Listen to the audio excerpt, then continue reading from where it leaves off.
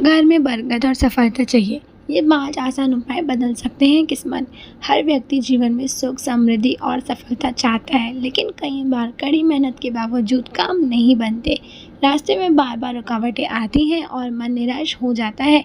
हिंदू धर्म और ज्योतिष शास्त्र के अनुसार कई बार ग्रहों की स्थिति, नकारात्मक ऊर्जा या पिछले जन्मों के कर्म भी सफलता में बाधा बनते हैं। ऐसे में कुछ आसान धार्मिक उपाय अपनाकर सकारात्मक बदलाव लाया जा सकता है।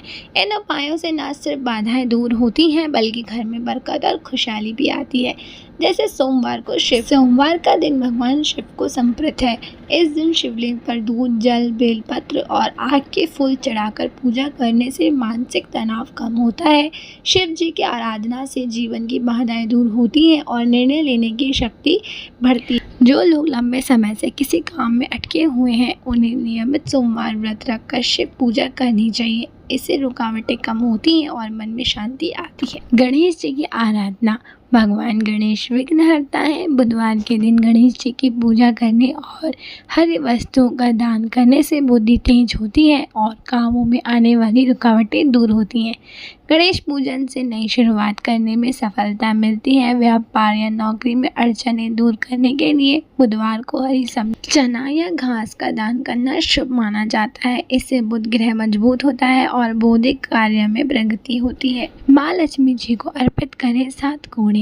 आर्थिक तंगी और धन संबंधी समस्याओं के लिए शुक्रवार को माँ लक्ष्मी जी की पूजा कर 7 साबुत कौड़ियाँ अर्पित करें। इस उपाय को करने से घर में धन की बरकत होती है और आर्थिक संकट कम होने लगता है।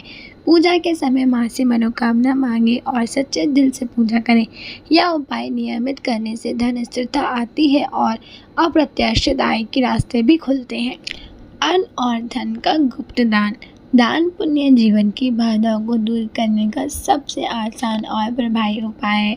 बिना किसी को बताए अन्न, वस्त्र या धन का दान करें। जरूरतमंद व्यक्ति को चुपचाप मदद पहुंचाएं। गरुड़ पुराण में कहा गया है कि गुप्त दान से पुण्य कई गुना बढ़ जाता है। इससे न सिर्फ पिछले जन्मों के कर्मों का फल कम होता है, बल्कि भविष्य में सुख समृद्धि भी बढ़ती है।